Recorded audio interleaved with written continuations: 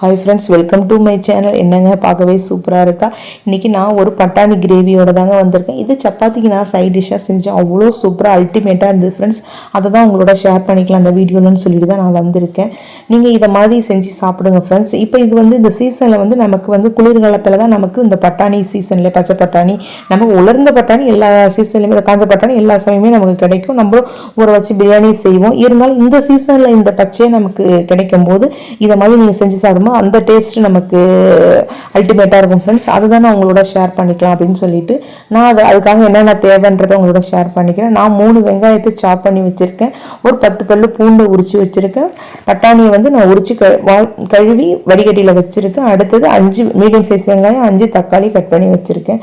அதுக்குள்ளே நான் ஒரு சின்ன கிண்ணத்தை வச்சுட்டு ஒரு அரை கிளாஸ் அளவு தண்ணி வச்சு, தண்ணி கொதிக்கும் போது நம்ம கழுவி வச்சுருந்தோம் இல்லையா பட்டாணி, அதை போடுங்க ஃப்ரெண்ட்ஸ். போட்டு இப்போ நான் காட்டியிருக்க மாதிரி பொங்கி வரும் ஃப்ரெண்ட்ஸ். அப்படி பொங்கி வரும்போது பட்டாணி ஃபுல்லாக மூழ்கின மாதிரி வரும். அந்த சமயம் நீங்கள் அடுப்பை ஆஃப் பண்ணிவிடுங்க. ஆஃப் பண்ணிவிட்டு இறக்கி வச்சுட்டு அந்த சூட்லேயே அந்த பட்டாணி அப்படியே இருக்கட்டும். ஒரு தட்டை போட்டு மூடி வச்சுருங்க ஃப்ரெண்ட்ஸ். நமக்கு இதை மாதிரி செய்யும்போது என்னென்னா நமக்கு பட்டாணி நல்லா வெந்தும் இருக்கும். அந்த தண்ணியையும் நம்ம இந்த கிரேவியில் சேர்த்துக்கலாம் இதை மாதிரி செய்யும்போது ஃப்ரெண்ட்ஸ். அதுக்காக தான்.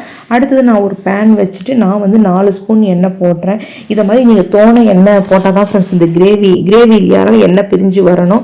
தாளிப்புக்கு ஒரு பிரிஞ்சி இலை, ஒரு பட்டை, கொஞ்சம் கல்பாசி, ஒரு ஏலக்காய், 2 கிராம்பு போட்டு பொரிஞ்சதும் சாப் பண்ணி வச்சுருந்தோம் இல்லையா 3 வெங்காயம், அதை அதில் போட்டுருங்க ஃப்ரெண்ட்ஸ். அதுக்குள்ளே நம்ம மிக்சியில் என்ன அரைக்க போகிறோன்னா 5 தக்காளி, 5 மீடியம் சைஸ் வெங்காயத்தை கட் பண்ணி வச்சுருந்தால அதை எல்லாத்தையும் நான் மிக்சியில் சேர்த்து நல்லா பேஸ்ட்டாக மைல்டு பேஸ்ட்டாக அரைச்சி எடுத்துகிட்டு வந்துடுங்க.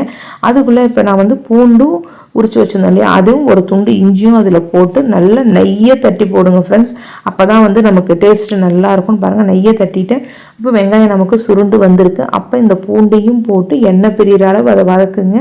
எண்ணெய் பிரிஞ்சு வர்ற சமயம் நம்ம ஜாரில் அரைச்சி வச்சுருந்தோம் இல்லையா வெங்காயம் தக்காளி, அதை இப்போ இதில் சேர்த்துருங்க ஃப்ரெண்ட்ஸ். சேர்த்துட்டு இதுவும் நம்ம எல்லாத்துக்குமே அடுப்பு நமக்கு லோ ஃப்ளேமில் தான் ஃப்ரெண்ட்ஸ் இருக்கணும். அப்போ தான் நமக்கு அடி பிடிக்காமல் இருக்கும்.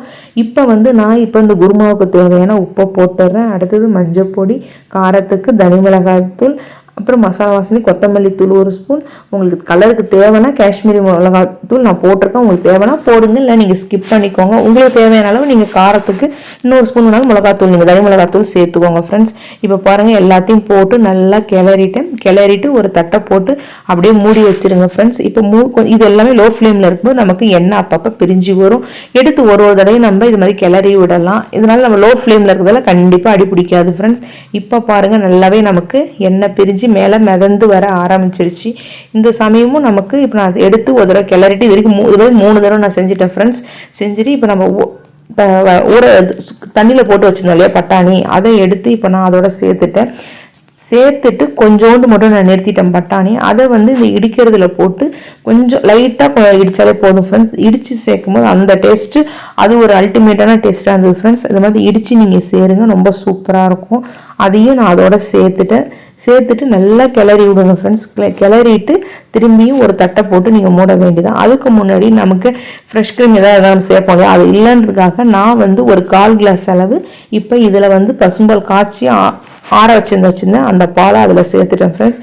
சேர்த்து ஒரு தட்டை போட்டு மூடிட்டேன். இப்போ பாருங்கள் நல்லா கொதிச்சு நமக்கு எண்ணெய் பிரிஞ்சு வர ஆரம்பிச்சிருச்சு ஃப்ரெண்ட்ஸ். இப்போ நான் என்ன பண்ணேன்னா இப்பயும் ஒரு தடவை இதையும் 2 தடவை இந்த மாதிரி எண்ணெய் பிரிஞ்சு வர்ற அளவு அதிலே வச்சுருந்தேன். திரும்பி மூடி இப்போ எண்ணெய் பிரிஞ்சு நமக்கு நல்லாவே வந்துருச்சு. இப்போ கொத்தமல்லி தழையை மேலாக தூவி நம்ம அடுப்பை ஆஃப் பண்ணிட வேண்டியதான் ஃப்ரெண்ட்ஸ். நமக்கு சூப்பரான இப்போ பச்சை பட்டாணி கிரேவி நமக்கு ரெடி ஆகிடுது. இது சப்பாத்தியோட சாப்பிடும்போது அவ்வளோ சூப்பராக இருந்தது ஃப்ரெண்ட்ஸ். இது நம்ம இல்லைன்னா தோசைக்கு மேலே கூட பிள்ளைங்களுக்கு தடவி கூட கொடுக்கலாம் ஃப்ரெண்ட்ஸ்.